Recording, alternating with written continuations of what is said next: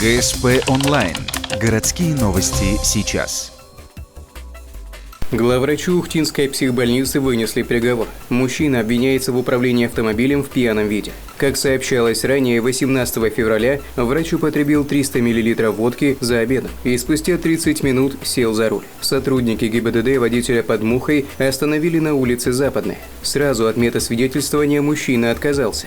Подышать в трубочку ему все же пришлось, но уже в наркологическом диспансере. Ему было назначено наказание в виде штрафа в размере 200 тысяч рублей, дополнительным наказанием в виде лишением права управления транспортным средством сроком на 3 года.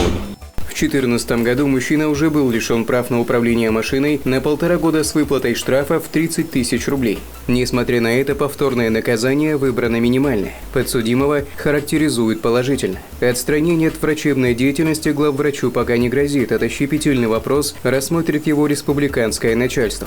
Подсудимый свою вину полностью признал и раскаялся.